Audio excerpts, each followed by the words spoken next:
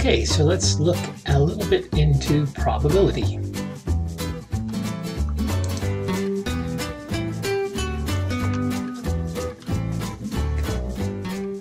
So probability is in chapter 6, 6.3, and we're talking about the likelihood. How likely is a particular event or measurement? It's the chance that something will occur. There's different ways to talk about probability if your system is discrete, like pulling cards out of a deck, or continuous, which is what most measurements are. We're going to start off with the discrete ones because the concepts are a little simpler, and then we'll do continuous next.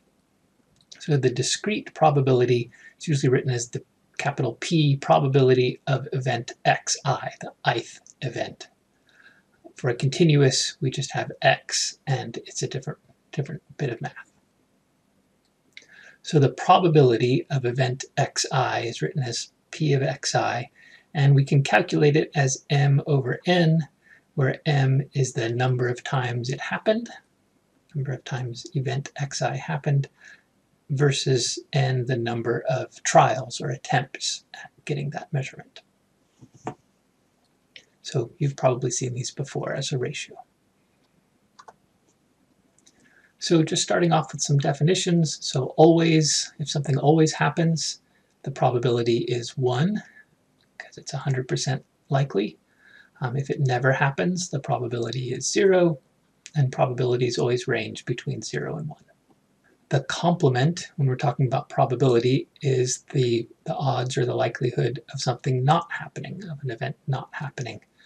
It's important to realize that this is written as xi bar with a bar on top here, but we just talked about the mean using the bar, and this is, they overlap in their symbols because they're from different math disciplines. So here, not is often written with the bar on top. So it's not the average, it's the not xi happening. And the complement is calculated as 1 minus the probability of something happening.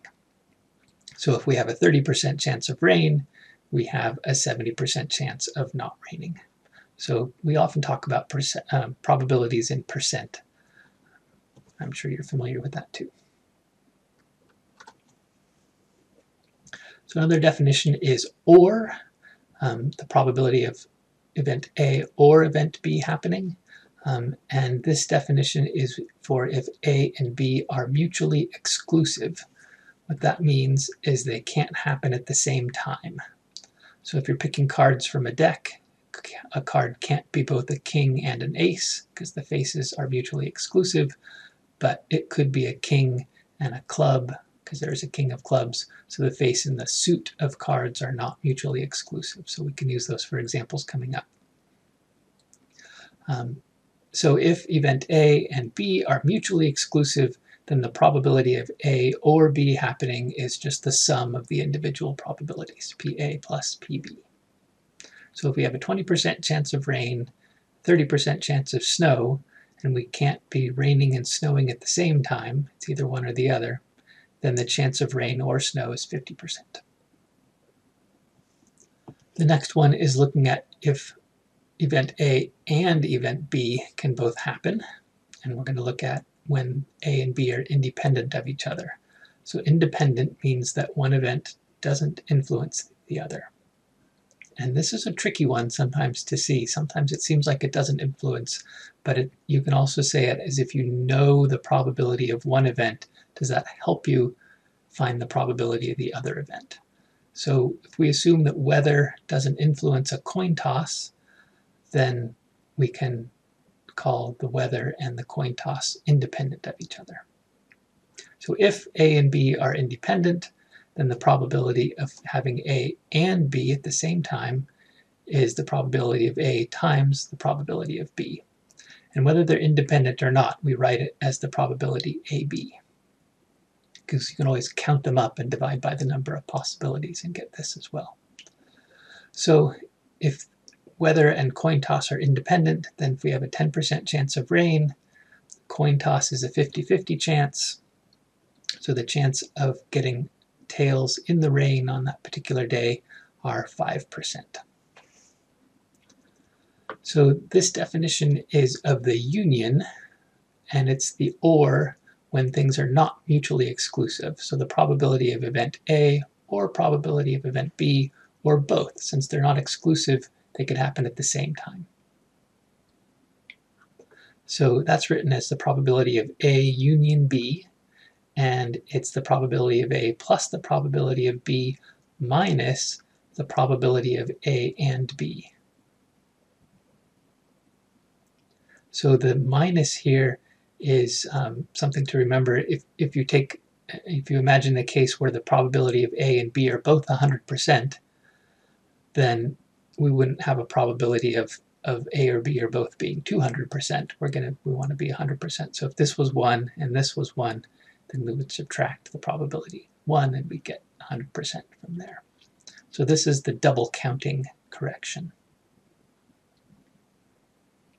So if we have the probability of rain as 10%, the probability of a coin toss coming up tails 50%, then the probability of tails or rain or tails in the rain is 55%. It's nice to visualize this subtracting the double counting part. So this union example looks at a deck of cards. So we're going to draw a single card from a deck of 52 cards, standard deck. And event A is if we draw a king, and event B is if the card is a heart. So just by counting, there are 4 kings in a regular deck, so the probability of drawing a king is 4 out of the 52 cards, so 1/13. There are 13 hearts, so the probability of event B is 13 out of the 52 cards, so 1 in 4 probability of a heart. So the probability of getting a king and a heart with our math here is 1/13 times 1/4, so that's 1/52. And if we count them up, that makes sense. There's 1 king of hearts. Using our formula, the probability of getting a king or a heart or the king of hearts is the probability of a king plus the probability of a heart minus the probability of the king of hearts. So we get 16/52 as our probability, and if we add them up, there are 4 kings, 13 hearts, but one of them is double counted in both of these groups, so we get 16 chances if we just pulled all the cards and counted how many times we got a king or a heart or the king of hearts. This Venn diagram is another way to think of this stuff. So we've got 52 cards in total, 13 of them are hearts, 4 of them are kings, and there's the 1 king of hearts that's in both groups. Thinking about independence again, whether things are independent of each other, measurements are independent. If we added 10 jokers to the deck, now we have 62 cards, and so just by adding up all the possibilities, the probability of getting a king is now there are 4 kings and 62 cards. Probability of a heart, we still have 13 hearts, and now we have 62 cards, so those probabilities have changed.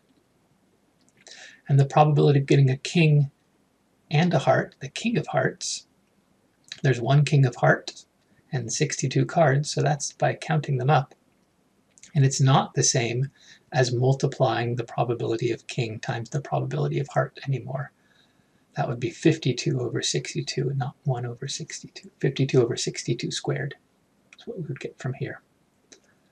And the reason for that is because the property of being a king and the property of being a heart, those are not independent any longer when we add the jokers, and that seems kind of strange.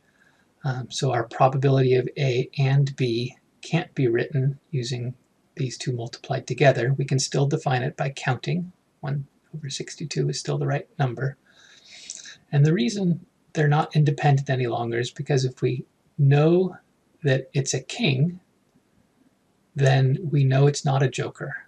And so knowing the answer for probability for event A affects the probability of event B. So if we know it's a heart, then it's not going to be a joker, and so the probability of it being a king is higher. So knowing the outcome of one test affects the odds of the other test, and that's what makes them not independent any longer.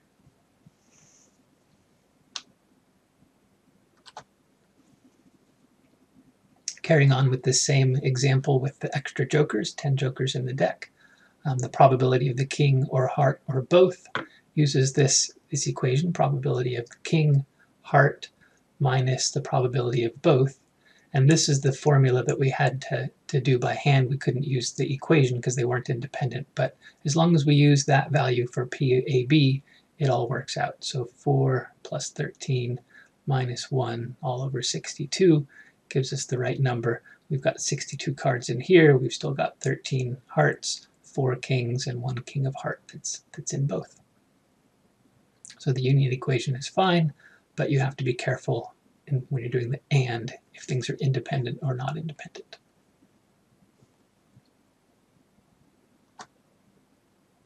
One more example of independence, because it is a complicated topic. This one's from the book. If the median height of a population is 5 foot 6 inches, that means that half the people are taller than that and half the people are lower than that. So the probability of being taller than the median is 50%. That's the definition of the median. So that's our event A. If the population is evenly divided between male and female, then half are male, half are female, so the probability of being male would be 50%. So if being male is our event B, the probability is 0.5.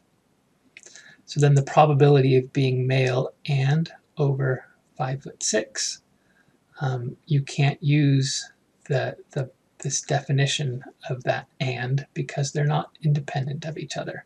Because if you know someone is male, they're likely to be taller than the average, because males are statistically taller than females.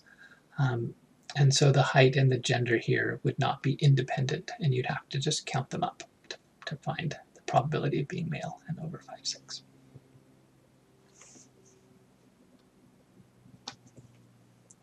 Okay, so those were all discrete things. We're looking at whether you are in a deck of cards or pulling socks from the drawer is the classic example, how many colors you get. And we will look at continuous events, continuous measurements next, because most of our measurements, things like temperature, are on a continuous range, and we have infinite possible values that we could measure. And for that, we need slightly different distribution functions.